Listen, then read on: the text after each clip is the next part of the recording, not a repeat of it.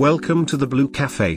We offer stories of infidelity, betrayal, and redemption. Please like and subscribe. Cheers. Now, on to today's story. I think I screwed up, or the cake. I tried posting this in Surviving Infidelity, but the bot didn't like it. Could really use insight. I 32M have been married to my wife 30F for 5 years, and it feels like in the last year she's become a complete stranger. We were both established when we met, and at first it felt like we shared the same values. I went to a trade school and learned a very technical job. I worked shit entry-level jobs before I proved myself and built a reputation in coding, to the point where my references trumped my education. My wife has a graduate degree and works in a management position. This created a bit of what I thought was friendly tension at the time. Early on, I bitched about middle management. I saw them as roadblocks between me and finishing tasks. My wife saw middle management as necessary for directing personnel and resources. Personally, I was stuck with a bad string of middle managers that thought code developers were modular and replaceable. They set unreasonable deadlines, promised features to clients, and created scope creep. Every time I told her about the next boneheaded thing my manager instituted, she always took his side. Note, she never met him. He sees things you don't, she says. After about a year of dating, I learned to stop telling her about my day at work if it doesn't involve days off or raises. I always felt like she resented the fact I didn't go back to school for a 4-year graduate degree. She pushed about it early on before marriage, but when I broke down the loans and debt, she dropped it. She was relatively debt-free when we married, as was I. As I said, we were pretty close in earning power as well. About 2 years ago, I started working for a company that had an owner that talked to me directly. He saw value in me and my potential. I now make 50% more than my wife, and my manager is a guy that works well with me. While not a technical lead, he embodies what a Scrum Master should be. I would say he knows how to stay out of my way, but that makes it sound adversarial. He's a great supervisor. The first 4 years of marriage went great, overall. I didn't complain about manager's form work, and she didn't push me to dump thousands into a piece of paper and debt. We had fun, went on date nights several times a month, shared hobbies, cooked together, read books together and watched movies together. When the first lockdown hit, we both worked from home. Our house is really nice, with 3 spare bedrooms for if we eventually had kids. One was already converted into an office for me, and when lockdown started, we converted the second one into an office for her. We both telecommuted, but we both had very different philosophies about it. I would get up, make breakfast, shower, shave, dress in a suit, then walk into my home office. I hate suits and ties, by the way. But it does put me in the mental state of okay, this is work time. My wife, however, rolls out of bed, eats breakfast, brushes her teeth, puts on a t-shirt and sweatpants and goes into her office with the iPad to play Candy Crush between emails. I guess I see it as work from home and she sees it as work from home. I digress. It's the weirdest thing how proximity can create distance. She has several meetings a day, and I can tell because she keeps her door wide open and I can hear them. I have 1 meeting a day, a scrum, and it's short. I close my door for mine. 5 months ago she said she felt insulted that I close my door for the daily scrum. I explained that it's for peace and to keep my mind focused on work. She said she felt like I was hiding something. I tried to keep up our hobbies together, but she brushed it off as we see each other all day as is. I should have pressed, but I didn't. I treated the lockdown as temporary, and maybe I shouldn't have. It got really bad when her company instituted a partial office reopening. She jumped at the chance to be part of the 50% of the company back in a rearranged office to allow social distancing. I don't blame her, I miss working at the office too, but my company hasn't opened up the offices yet, and as long as I have access to my dev environment, it really isn't needed. I think several of her other co-workers got into her head. She would stay after work to hang out with them, have drinks at a co-worker's place. I pressed and wanted to know more, but she was secretive and guarded. She became colder and colder too. It felt like I had a roommate and not a wife at that point. Last month, on a weekend, she put her old iPad on the desk and said, "Can you wipe this? I want to gift this to my niece." I shrugged. I often do that sort of thing for the family and didn't think much about it. Off she went to another company gathering and I switched on the iPad. Maybe my wife was becoming so brazen, maybe she thought I wouldn't check it and just do a factory reset. Point is, I checked it and saw her messaging app. Pics, videos, IMs with her boss. They've been having an affair for 2 months. I can't describe the feeling in my veins. It was like my blood turned to ice. It reminded me of the scene in Equilibrium where the polygraph flatlined. I copied everything, packaged it into cloud storage I use for dev projects separate from work, and started looking for a lawyer. I didn't confront at first because I wasn't sure what I would do. The new sensation in my body felt like I was both numb and walking through water. She didn't notice or didn't care. By that point we were already dead bedroom. We were really in the roommate stage, I guess. I contacted a lawyer and he wanted to keep investigating and me to keep my mouth shut. He suggested I get a private investigator, and suggested a good one. For the last 4 weeks we were gathering evidence and he was preparing the filing for divorce. Be patient, he kept telling me. And, my ice-filled veins and her indifference made it easy at first. Yesterday, my lawyer told me he had the filing almost ready. Our state is at fault, and the PI got photos, video, plus the texts. It was pretty much a slam dunk. Then, last night, I don't know what happened to me. But the ice turned to fire.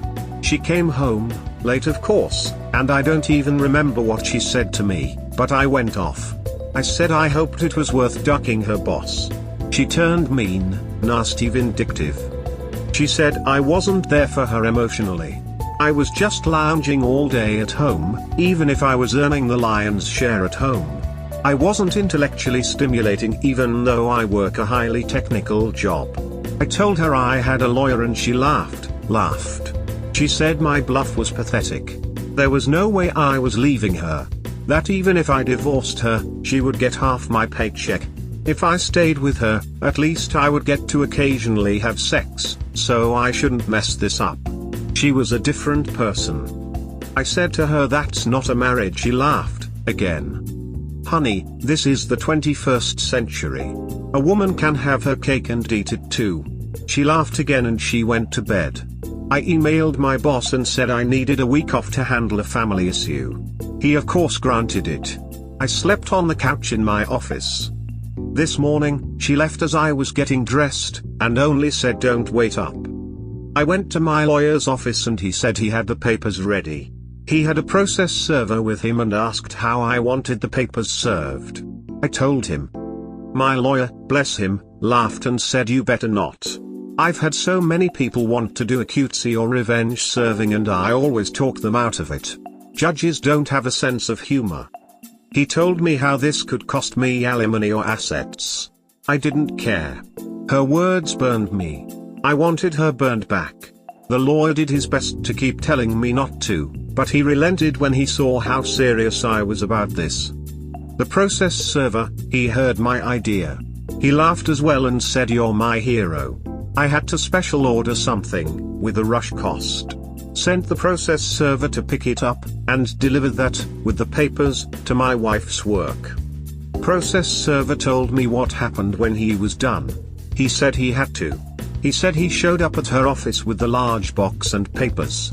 He found my wife talking and laughing with a group of co-workers and friends and asked her name. She confirmed and asked what it was about.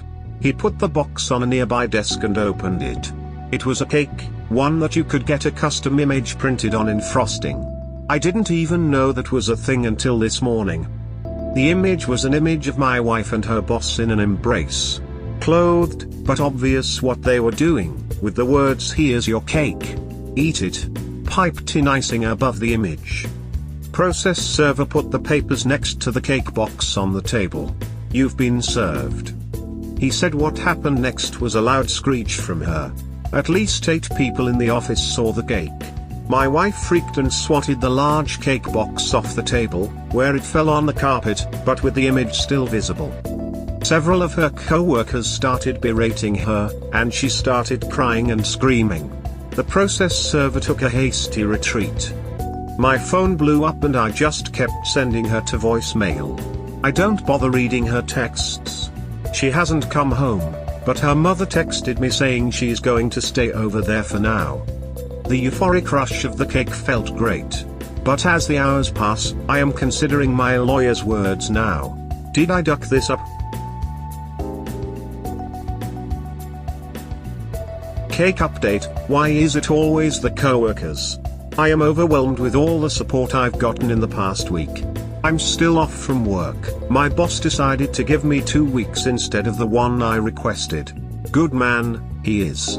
I've already split our savings in half, put my half in an account in my name and changed auto-pay for the mortgage, credit freezes, etc., everything my lawyer advised me to do with the household funds. First off, we have no kids. Second, I'm seeing a therapist to help me.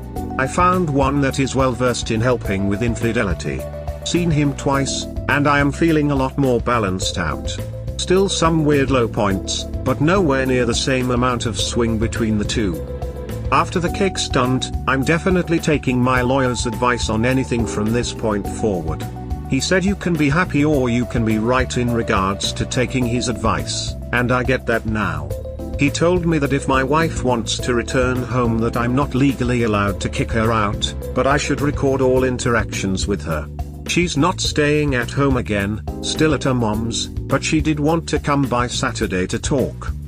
My lawyer told me I could, but said he would prefer if she wants to talk to have it done at his office, with her own lawyer present as well as himself. I presented this to her, in email of course, and she responded that she didn't have a lawyer. My lawyer said, barring showing up at his office, have witnesses and record the meeting. I let my wife know this was my condition to talking with her. She actually accepted. So, I had 2 mutual friends come in, all 3 of us with our phones on the table ready to record. She came in and tried to give me an awkward hug, but I just held my hand up and the phones started to record as the 4 of us sat down at the kitchen table. She was actually apologetic. She said she felt like she was watching a movie versus being in charge of her life. But it felt thrilling and with a rush. She asked if I wanted to know why. I said I really didn't care at this point. She felt that she owed that much to me and told me. She said that when she started going back to the office when it reopened, she got really close to 3 female co-workers, each a few years older than her, and 2 of them divorced. She said they wormed their way into her head, told her about how she's owed more than she's getting. They asked her constantly about her home life. The ringleader apparently was psychoanalyzing me from my wife's stories. My wife told them about my issue with managers back in my early career, and the ringleader took this to mean I'm threatened by educated people. The ringleader told her that I was a submissive male, and she needed a take-charge man in her life. That if I found out, I might have shouted and threatened, but get in line. My wife still has her job for now, but only just. The people that saw the cake was my wife, the 3 witches, her affair partner / boss, and according to her 2 other co-workers that were lateral to her. The boss immediately ended the affair, told her to only communicate with him in email, and that if she ever tried to show up in his office alone, he would call in a co-worker immediately. The 3 witches turned on her immediately and publicly berated her for doing such an awful thing. The other co-workers, according to her, didn't want to get involved with her soap opera. So, no reports to HR. She said her 3 friends doing a 180 on her immediately sort of shook her out of her fog. She seemed really ashamed and said she had to ask for $5 grand. I was confused, because there was money left in her account. I made it a point that she had it. She was living with her mom, she didn't have any major expenses. It turns out the ringleader and the other 2 witches wanted to be paid for their silence. They're blackmailing her and gave her a deadline, lest HR will know all the sordid details. She was pleading for help. I told her that there is no going back to normal after this. Everything will change. That if she bends now, it will be more money later. Best for her to report herself, her boss, and her co-workers. It would work better than having sleepless nights waiting for the knife to fall. She seemed to hem and haw on that, but she did finally ask the big question. What about us? Where does that leave us? I told her there was no us. That's done, and she best gets herself that lawyer to go over the divorce. The best I can do is tell her how to handle her work situation, but she most likely needs to find another career after this. I also said she needs to go to therapy herself, because someone who could go laughing in my face to plead for help a week later needs help sorting themselves out. She pointed out the cake and all I said to that was yeah, and I am seeing someone for that. She left soon after that. No word on if she will follow my advice or try to pay her co-workers blackmail. Why is it always the co-workers? Alright, can someone tell me why do all these stories end up with a crazy divorced woman convincing a happily married wife to cheat and destroy her own marriage? Honestly, I've read so many of these stories and they all end up the same. Surely people aren't that vulnerable and gullible? I have seen this very thing happen twice in my family. My sister's friend got divorced and shortly thereafter she convinced my sister her husband was horrible. Same with one of my former sister-in-laws. I don't think a recently divorced woman can stand someone else being happy with their marriage. Just my opinion.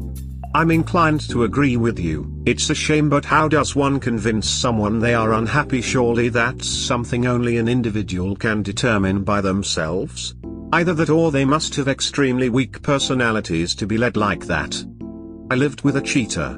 She was my roommate and for an entire year bragged about how much fun she had and you should enjoy a life. One of my other roommates eventually gave in and cheated on his GF. One of my basketball coaches had a saying, you are like a seed and everything around you is water. Too much toxic water is my take on why some people cheated. My roommate and his GF managed to reconcile, but dude had to crawl on the ground and beg for her back. As for the serial cheater roommate, she is in Houston probably seeing with another girl's boyfriend. She got a kick from breaking up other girls' relationships. Peer pressure. Loose morals. Low self-esteem. Most cheat because they have the opportunity, because they can and because they don't expect to get caught. Not sure this is true of this thread, but it kinda happened to me. Friends of ours were getting a divorce. During this time period the wife friend was telling my wife of all the horrible things her husband did. Example, one morning he got a bowl of cereal filled with milk, put it on the table and went to get some OJ. When he came back, witnessed his youngest 5-year-old daughter picking Cheerios out of his bowl and eating it. He threw a fit, screams at her and throws the bowl across the room. Horrible, horrible. Now I'm no saint, but never have I acted like this. My wife though started projecting their situation on me and nitpicked every move I made. I.e. smoking. Or not helping with kids in affect. So for years she threatened divorce for my terrible behavior. So it seems it rubs off somehow. About 45 years ago, when I was 15, I started reading the James Bond books by Ian Fleming. I noticed they were all basically the same story with a few changes here and there. It's the same with a lot of these infidelity stories. They all appear to use the same plot generator, so you end up with these heroic tales of daring do. Mostly unbelievable, though. Married man here, I was wondering the same thing. How does one allow 3 women to get inside their head so much she sleeps with the boss? Sounds to me like a setup and the boss was in on it. Not excusing the wife, but damn, this sounds fishy to me. And now they want cash to keep quiet.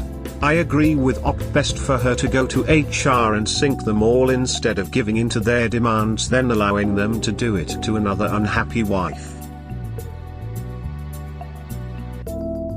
We hope you have enjoyed today's episode. Please comment, like and subscribe. Cheers. Have a wonderful day or night, wherever you are.